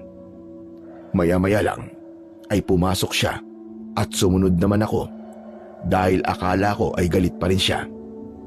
Pero kinuha lang pala niya ang libro kung saan niya nababasa ang mga bagay na hindi nagaano pinaniniwalaan ng mga tao. Sele, hindi naman pwedeng pabayaan ko lang sila. Kailangan ng baryo ng proteksyon. Kailangan natin labanan ng mga halimaw na yun para tumigil sila sa pagpatay. Tumahimik ka nga muna, Khalid. Hindi ako makapag-concentrate dito eh. Ano ba kasi ang ginagawa mo? Ang sabi mo, di ba, gumagaya ng boses yung mga aswang? Oo, bakit? May nabasa ko rito noong nakaraan. Bihirang aswang lang sila. Pero mababagsik. Ha? Anong ibig mo sabihin? Sa madaling salita, hindi sila basta-basta mapapatay ng ordinaryong sandata lang. Maya-maya lang ay napatigil si Sele sa pagpalipat-lipat ng pahina at tumingin sa akin. Bakit, Sele? Anong meron? Ito na yun. Ito na yun, Khalid. Ang aswang na tinutukoy ni Kapitan ay taugan. Kaya nilang gumaya ng boses ng kahit na sino. Bata man o matanda. At kahit patay na tao pa. May mahahaba silang braso. At ang braso nila ang ginagamit nila para durugin ang buto ng biktima. Yun lang ba? Wala bang nakalagay dyan kung anong pwedeng ipanlaban sa kanila? Pasensya na, Khalid. Wala eh. Nabubura na kasi yung mga sulat. Pero may nakalagay ditong palaisipan. Ang sabi, tatag ng kalooban, tapang ng puso. Ano namang ibig sabihin nun? Hindi ko alam eh. Pero pag-iisipan ko yan. Sele, hindi ka na ba galit? Hindi na. Pero sa isang kondisyon. Ano na namang kondisyon? Sabihin mo na. Sasama ako sa pakikipaglaban sa mga aswang. Sige, yun lang naman pala eh. Ay, ano ka mo? Hindi pa pwede. Hindi ko papayagan yan. Sabi ni Kapitan, ang mga babae daw kailangan lumikas at ang mga lalaki lang daw ang dapat na makipaglaban. Ayoko. Sasama ako. Hindi lang naman mga lalaki yung may kakayahan lumaban ah. Kung kaya nyo, kaya din namin mga babae. Pero Sele, hindi sa ganito. Mapanganib to eh, mga aswang yun eh. Kung ikaw nga eh, ayaw mo magpabawal, ganun din ako. Buo na ang desisyon ko. Sasama ako sa ayaw at sa gusto mo. Sele naman.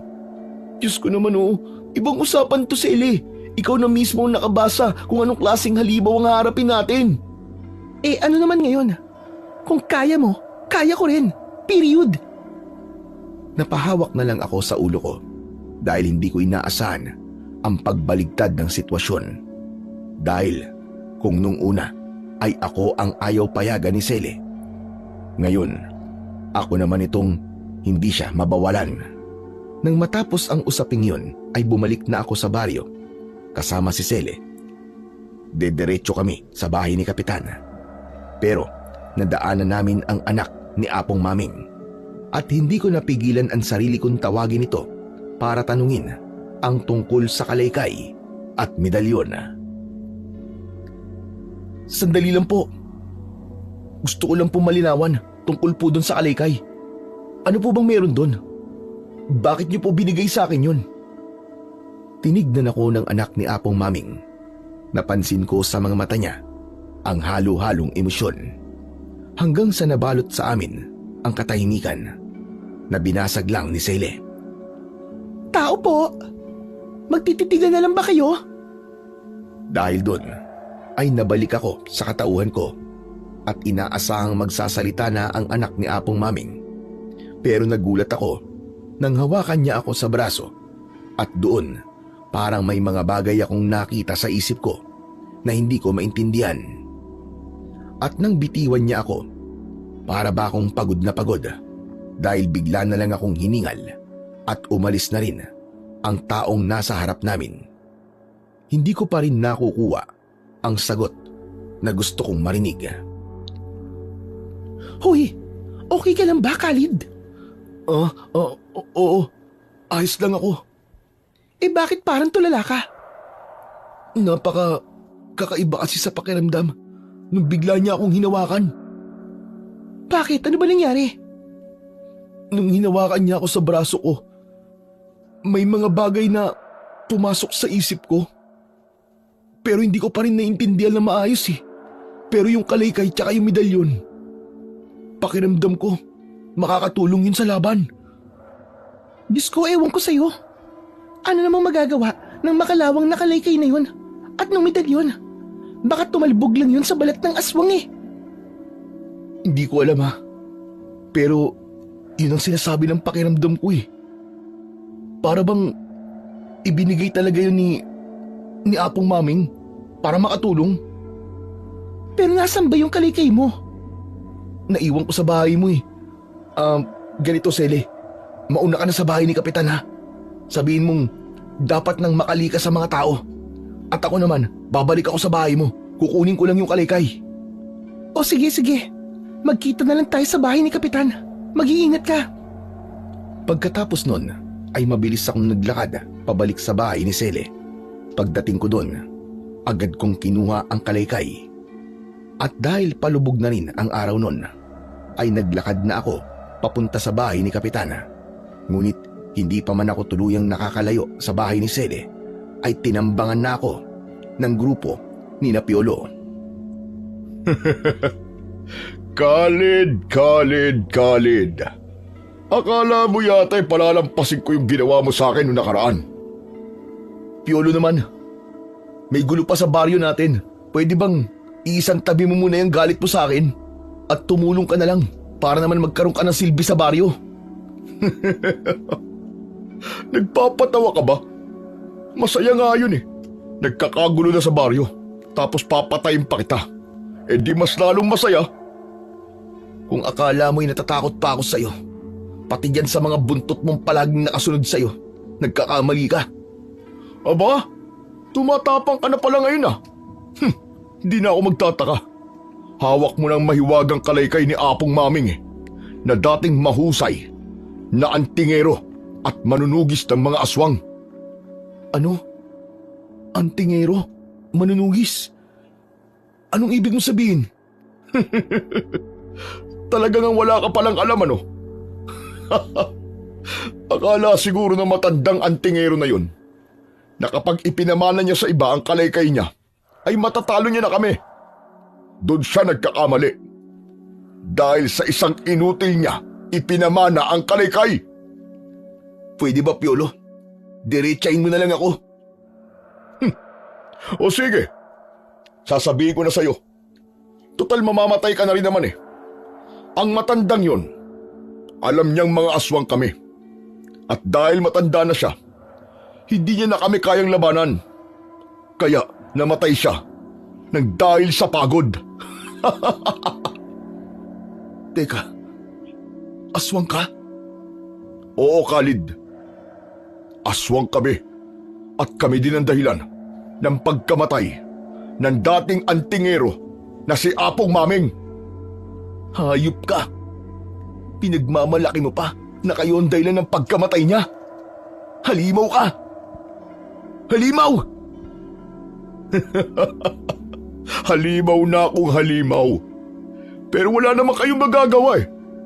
Dahil kahit antingero ka na sa pamamagitan ng medalyon mo at ng kalaykay, at may kapangyarihan ka na para mapatay kami, ay hindi nyo pa rin kami kakayanin. Lalo na ang pinuno namin.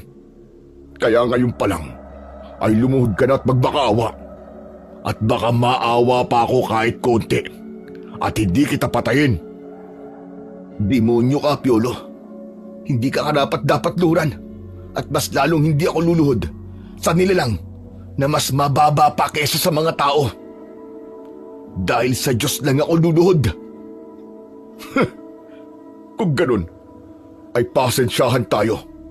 Dahil ang mga tulad mong inutil ay kinakain ko lang. Eh di kung ganun, bubusugin kita sa bugbog.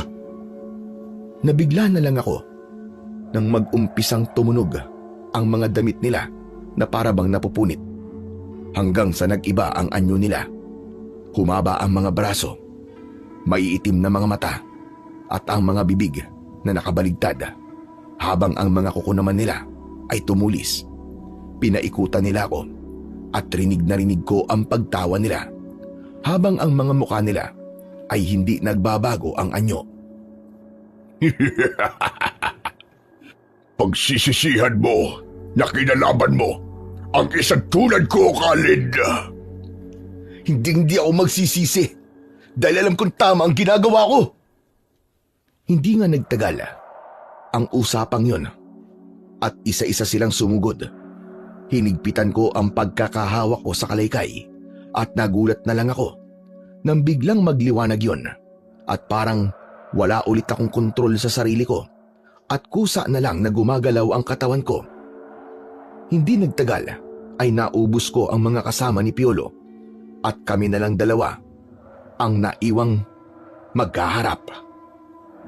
Kung akala mo ay susuko ako, nagkakamali ka, Piolo. Ngayon pa, na isa na akong antingero. Dahil sawa na akong manahimik. Lalaban ako kung kailangan. Akala mo siguro, porque antingero ka na, ay matatalo mo ko. Dahil lang sa natalo mo, ang mga walang kwenta kong alalay. Diyan ka nagkakamali. Ako naman ngayon. Sa mga oras na yon, biglang lumukso ng napakataas ang aswang na si Piolo hanggang sa naabot niya ako. Dahil dun natumba ko at nabitiwan ko ang mahiwagang kalaykay na ginagamit ko sa pakikipaglaban bilang isang antingero. Lumapit ulit si Piolo at sinipa ako ng paulit-ulit sa sikmura hanggang sa sumuka na ako ng dugo. Hindi na ako noon makagalaw at pinilit ko na lang na tumingala at tinignan ang halimaw na nasa harapan ko. Pero para akong naging bato nang bigla kong makita sa likuran ni Piolo ang pumanaw na si Apo Maming. Nakatingin lang ito sa akin at ngumiti. At hindi ko na namalayan at bigla kong nahawakan ang paa na ginagamit ni Piolo sa pagsipa sa akin. Tama na ang pananakit mo, Piolo. Kailangan maramdaman mo rin ang nararamdaman ng mga tao ngayon. Habang hawak ko ang isang paa ni Piolo ay bigla akong tumayo. Kaya naman nawalan siya ng balanse at natumba sa lupa. Dahil doon, nagkaroon ako ng pagkakataon para makuha ulit ang aking mahiwagang kalaykay. At dali-dali ko yung hinampas sa ulo ni Piolo. Ano? Nararamdaman mo na ba ngayon ang sakit? Kulang pa yan sa ginawa niyo sa mga taong pinatay niyo. Kung akala mo ay matatapos na ang lahat pag napatay mo ako, nagkakamali ka, antingero. Dahil uubusin kayo ng pinuro namin. Hindi ko na napigilan ang sarili ko ng mga oras na yon at diretso ko nang hinataw ng kalaykay si Piolo at bumaon yun sa liig niya. Habang ang itim na likido na nanggagaling sa liig niya ay tumalsik sa mukha ko at nang masiguro kong patay na siya ay napangiti ako at napaluhod sa lupa hanggang sa nawalan na ako ng malay at nang magising ako ay nasa bahay na ako ni Kapitan. Diyos ko, salamat. Gising ka na rin sa wakas. Sili?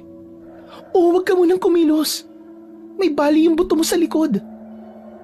Napahilot ka na ni Kapitan, pero sa palagay ko, hindi tamang tatayo ka kagad. Tama si Celestine iyo. Magpahinga ka muna. Ano ba kasing nangyari? Bakit may dumi ka sa katawan tapos ang lansa pa?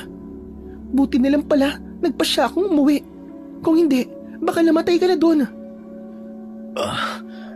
Si Piolo, Sele. Si Piolo, aswang siya. Alam namin yun, kasi nung nakita ka namin, katabi mo ang katawan niya.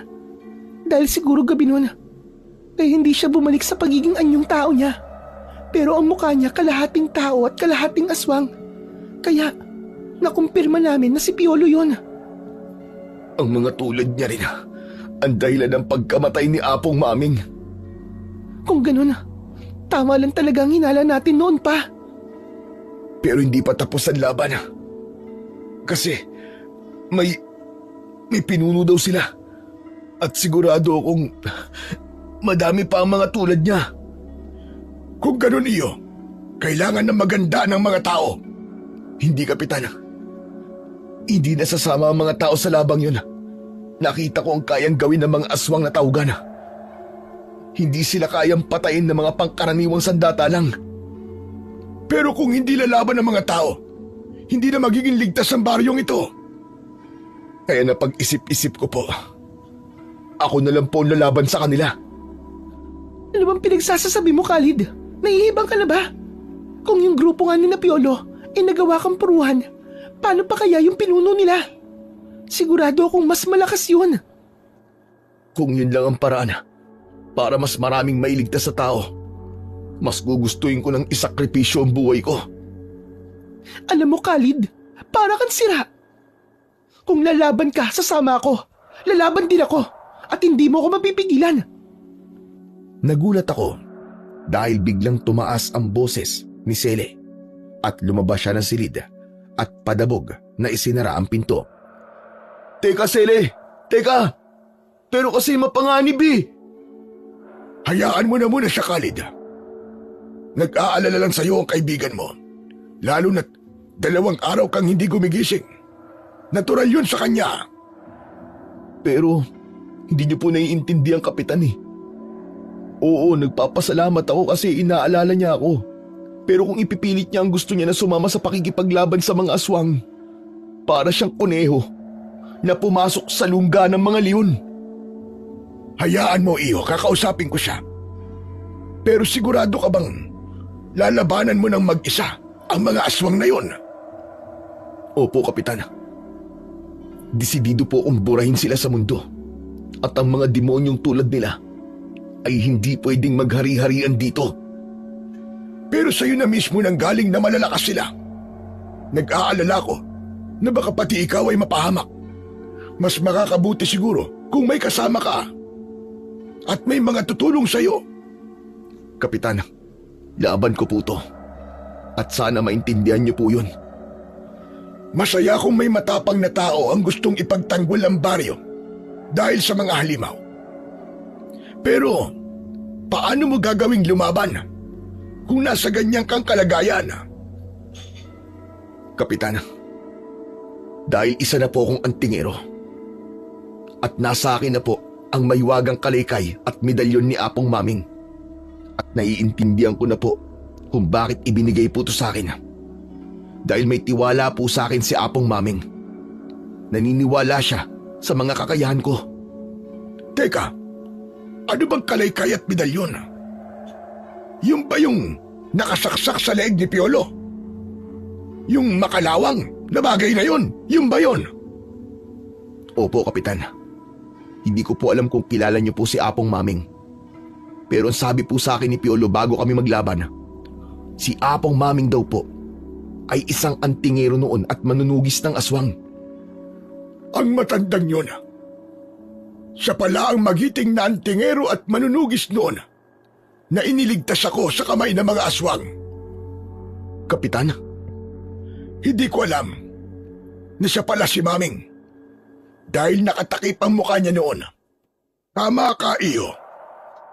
Antingero at manunugis nga ng mga aswang ang dating may-ari ng mahiwagang kalaykay na yon at ng iyong medalyon. Ibig niyo pong sabihin, dati na pong may aswang sa baryo, ganun po ba, Kapitan? Oo, Khalid. Binata pa lang ako noon. At ganun din si Maming. Nang biglang magsulputan ng mga aswang. Tapos nagkaroon kami ng biglang tagapagligtas. Pero hindi siya nagpakilala sa amin. At isa rin ako sa mga maswerteng taong nailigtas niya.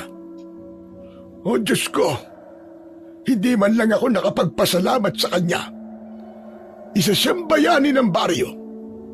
Isang magiting na antingero at manunugis ng mga aswang. Natulala ako nang makita kong namumuo na naman ang luha sa mga mata ni Kapitan. Ewan ko ba kung bakit ganun na lamang kababa ang luha ko. Doon ko na napagtanto na hindi talaga istrikto si Kapitan dahil meron siyang malambot na puso na inaalala lahat ng kabutihan na ibinibigay sa kanya. Hayaan niyo po, Kapitan. Mapapasatin din po ang ustisya na kailangan natin lahat. Kung ganun, iho, tulad ng tiwala na ibinigay namin sa dating magaling na antingero at manunugis, mananalig ako sa iyo at magtitiwala. Alam kong hindi mo bibiguin ang mga tao dito. Nasa iyo na ang kaligtasan naming lahat. Binatang antingero. Niyakap ko si Kapitana at ganun din ang ginawa niya sa akin noon. Madilim na rin ng mga oras na yon, kaya napagpasyahan ni Kapitan na magluto na. Pero bago pa man siya pumasok sa kusina, isang tanod ang sugatang pumasok sa bahay niya. Nagulat kami at agad siyang tinanong. Ayon sa kanya, ang mga nililikas daw na tao ay naharang ng mga aswang at kinuha sila. Kasama na doon ang ilang mga tao na tumutulong sa paglikas. Kasama daw doon ang kaibigan kong si Sele. Napatayo ako at biglang tumingin kay Kapitana. Alam kong iniisip mo, iyo. Magunos dili ka. Hindi mo sila matatalo sa padalos-dalos na desisyon. Hindi po, Kapitana. Kaibigan ko na po ang pinag-uusapan dito. Susundan ko po sila. Pero hindi mo alam kung saan sila pupunta. Matalino po si Sele, Kapitan. Kung nadakip man siya ng mga aswang, sigurado po ako na may gagawin siya para madali ko po siyang mahanap. Sasama ako sa iyo, iyo. Hindi na po, Kapitan. Tulad po ng sinabi ko, laban ko to. At ang gagawin niyo lang po ay tulungan ng mga sugatan. Magtiwala po kayo sa akin, Kapitan. Gagawin ko po ang lahat. Mailigtas lang sila. Hindi ko na hinintay na magsalita pa si Kapitana. Pinuha ko ang kalaykay ko at dinama ko rin ang aking mahiwagang medalyon at pumasok na ako sa kakawyan. At tama nga ang hinala ko na may gagawin si Sele para mahanap sila dahil sa bawat dadaanan ko ay may mga punit na pahina ng libro at yun ang sinundan ko hanggang sa nakarating ako sa isang malaking kuweba at doon ay pumasok ako. Tumambad sa akin ang napakadilim na paligid. Naglakad pa ako ng kaunti at maya-maya lang ay nakarinig na ako ng mga sigawan. Sinundan ko ang ingay at doon ko nakita ang mas malaking aswang na tawgan. Mag-isip ka, Khalid. Mag-isip ka. Paano mo sila tutulungan? Napatigil ako noon sa pagkausap sa sarili ko nang bigla kong marinig na nagsalita ang malaking tawgan. Napatingin ako sa kinatatayuan niya hanggang sa bigla na lang nag-anyong tao ulit ito. Doon ko siya namukaan. Siya yung lalaki na pumasok sa akin ng sigarilyo. Ngayon, sabihin niyo sa akin, sino sa inyo ang kaibigan ng binatang pumatay sa pinakamagaling kong tauhan? Magsalita kayo! Walang nagsalita sa mga taong biyag ng mga aswang. Hanggang sa maya-maya lang ay humila siya ng isa sa mga batang naroroon at nag-umpisa ng nagsigawan ang mga tao dahil itinutok na ng aswang ang matatalim niyang kuko sa leeg ng bata.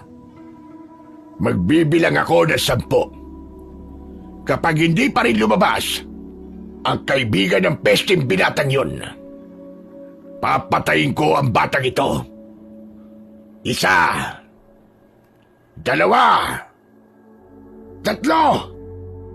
Akma na sanang tatayo si Sele ng mga oras na yon, pero naunahan ko siya. Lumabas ako sa dilim at humarap sa pinuno ng mga aswang na tawgan. Itigil mo yan! Hindi ka ba naawa sa bata? Bakit pati sila dinadamay mo? Nagpakita na rin ang ipis na sagabal sa mga plano ko. Ano ba talaga kailangan mong demonyo ka? Bakit mo kailangan manakit at pumatay? Wala lang. Gusto ko lang naman palabasin ang taong nagmana sa kalaykay at medalyon ng dati kong mortal na kaaway. At ikaw pala yun, binata.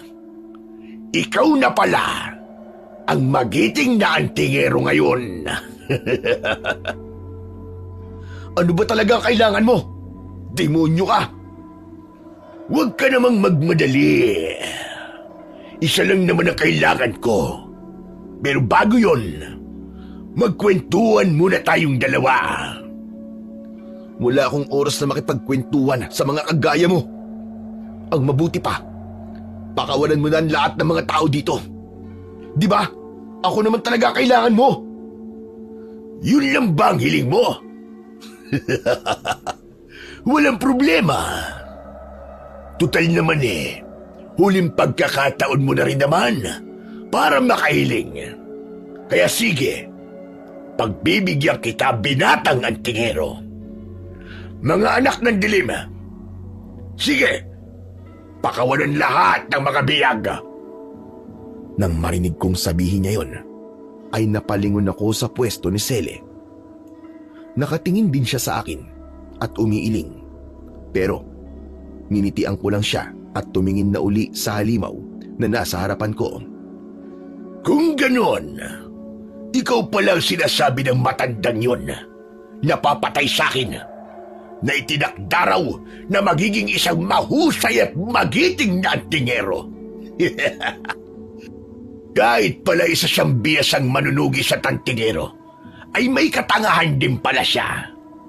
Sa tingin ba niya, ay matatalo lang ako ng tulad mong patpatin? Patpatin man ako sa paningin mo. Pero may maibubuga ako. Diablong ungas. Abat, matapang kang bata ka. Huwag ka ng maraming satsat. Maglaban na tayong dalawa. Kung ganon, ano pang hinihintay natin? Umpisahan na natin ang bakbakan. Nang mga oras na yon, ay hinigpitan ko na ang pagkakahawak sa kalaykay ko. At nagdasal ako sa medalyon ko. At ilang saglit lang, ay isa-isa na ring sumugod ang mga aswang na tawgan. At ilan sa kanila ay nasugatan ako. At habang nakikipaglaban ako sa mga alagad niya, napapansin ko na bawat aswang na napapatay ko ay nagiging dahilan ng pag-ilaw ng kalaykay ko at medalyon ko. Unti-unti yun na lumiliwanag. Ilang sandali pa ang lumipas at ilan sa mga alagad ng pinuno ng aswang ay natakot ng sumugod dahil walang nagiging laban ang mga napapatay kong aswang. Dahil doon, habol hininga akong tumingin sa pinuno nila at ngumisi lang ito sa akin. Tignan mo nga naman malakas ka pala dahil hindi ka pa rin nila napapatumba. Labanan mo ako. Puro kasatsat. Huwag kang magtago sa likod ng mga alagad mo, duwag. Tapusin na natin to. Huwag ka nga magmadali, sabi. Bakit ba masyado mo ko binabadali? Gusto mo na ba kagad na mamatay? Nandito na ako. Ano pa bang hinihintay mo? Hindi ako natatakot mamatay. Dahil alam kong marangal ang magiging kamatayan ko. Dahil ipinaglaban ko ang baryo kung saan ako pinanganak at lumaki. Bayani! Bayani! Kahanga-hanga! May nalalaman ka pang paganyan-ganyan ang tingero. Kung ganon, hindi ko na ipagdadabot sa iyo yun. Dahil sa mga oras na ito, ay mamamatay ka na! Nagbago siya ng anyo at mabilis na umatake sa akin. Hindi ko inaakalang napakalakas niya. Dahil sa isang hampas niya lang, ay tumilapon talaga ako. Pero pinilit ko pa rin tumayo at tumingin sa mga mata niya. At sa mga oras na yon, ay ako naman ang mabilis na sumugod. Nahataw ko siya at nagkasugat siya sa tagiliran. Pero dahil sa ginawa kong yon, ay nagalit talaga siya ng gusto. Anak ng pato ka! Ang sugat na ginawa mo ay kapalit ng buhay mo! Tumulis palalo ang mga kuko niya. Nagmistula na yung parabang tare ng manok. at pilit niya akong inaabot.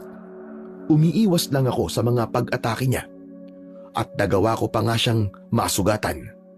Ngunit dahil doon, nawalan ako ng depensa at nagawa niyang maisaksak ang napakatalas niyang kuko sa may balikat ko. Akala ko pa naman ay malakas ka, Antingero. Ngunit, sobrang dali mo naman palang talunin. Dahil sa sakit na nararamdaman ko, ay hindi ko na nagawang magsalita pa. Dahil habang nakatusok ang mga kuko niya sa balikat ko, ay iniangat pa niya ako. Dahilan ng pagsigaw ko dahil sa labis na sakit. At akma niya na sanang isasaksak sa akin ang isa pang kamay niya na may matutulis na kuko.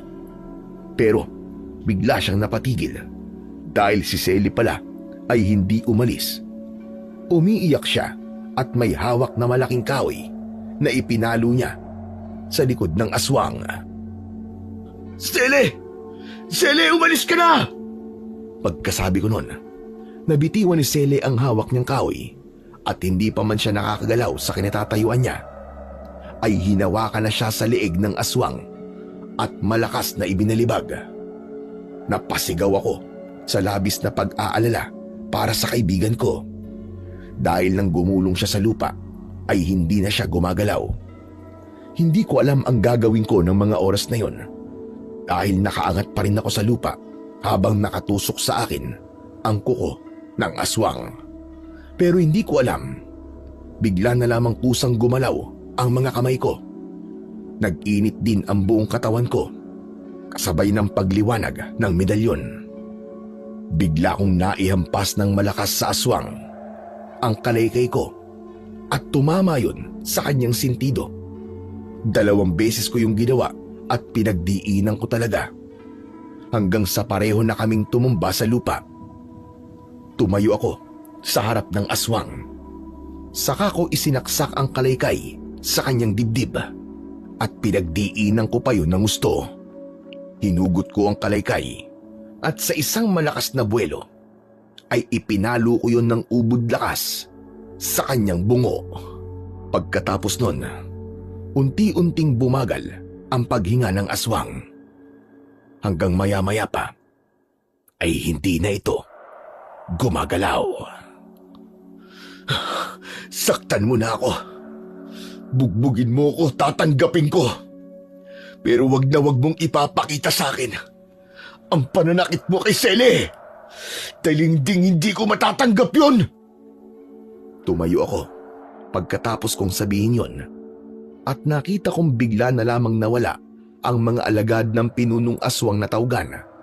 Nakita ko rin kung paanong mangisay ang aswang na yon hanggang sa tuluyan na itong nalagutan ng hininga. At kahit nahihirapan, ay pilit akong lumapit sa nakatumbang si Selly. Nang hawakan ko siya, ay unti-unti siyang nagkamalay. At hanggang sa ako naman ang nawalan ng malay. At nagising na lang ako sa bahay ni Kapitan. Nakabenda ang buong katawan at uupo sana ako nang bigla akong yakapin ni Selly habang siya ay umiiyak. Oh, ano yan? Ano nangyari sa'yo? Baliw ka! Alam mo ba yun? Masyado mo akong pinag-alala eh. Bakit mo ginawa yun? Ang alin ba? Paalin-alin ka pa dyan. Dahil sa ginawa mo, munti ka na maging kwento. Ewan ko sa'yo. Pero tapos naman na, di ba? Maayos na ang lahat.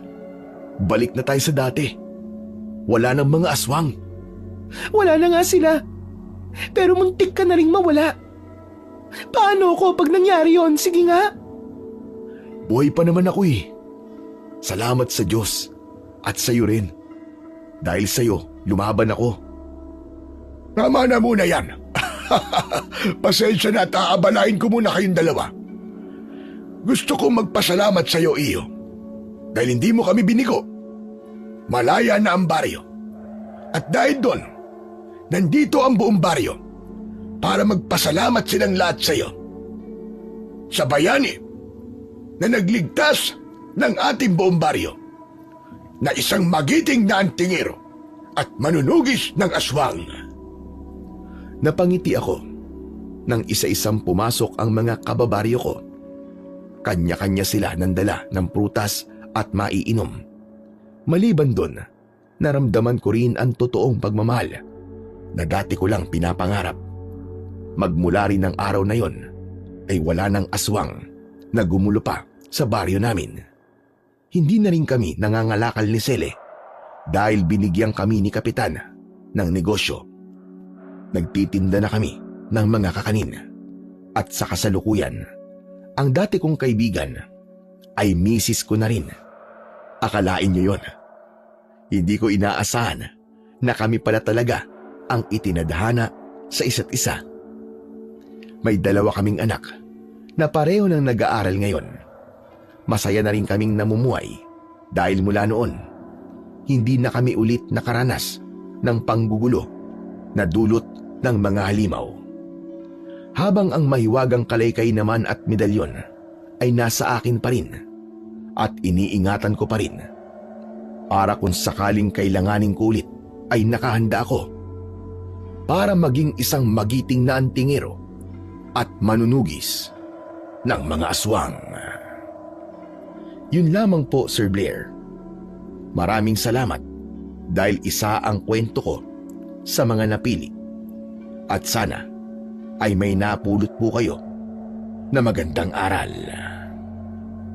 Sa kwentong ating napakinggan, pinatutunayan lamang na sa mundong patuloy na umiikot, paalala sa atin na ang kapangyarihan at katayuan ay hindi kailanman dapat maging dahilan upang apihin ang kapwa. Ang tunay na lakas ay nasusukat hindi sa kung gaano natin kayang yurakan ng iba, kundi sa kung paano natin sila iangat kasabay ng ating pag-angat. Sapagkat nasusulat sa Galatia 6:7, huwag kayong padaya, ang Diyos ay hindi napaglalalangan, sapagkat kung ano ang itinanim ng tao, yun din ang kanyang aanin. Kaya sa halip na magtanim ng pang-aabuso, maghasik tayo ng kabutihan, paggalang at malasakit. At sa huli, ang tunay na tagumpay ay hindi nasusukat sa taas ng ating narating, kundi sa dami ng taong hindi natin tinapakan, kundi ating tinulungan, sapagkat ang puso na marunong magmahal at umunawa ang siyang tunay na itinataas ng ating Panginoong Diyos at kailanman ay hinding-hindi ibabagsak. Maraming salamat po sa walang sawa niyong pagsuporta at pakikinig sa aking mga YouTube channel. At huwag niyo rin pong kalimutang mag-subscribe at i-hit ang notification bell para sa mas marami pang makapigilininga na mga kwentong aswang at katatakutan mula sa mundo ng kababalaghan. Hanggang sa muli po, at pagpalain kayong lahat ng ating dakilang Diyos na siyang pinakamakapangyarihan sa lahat.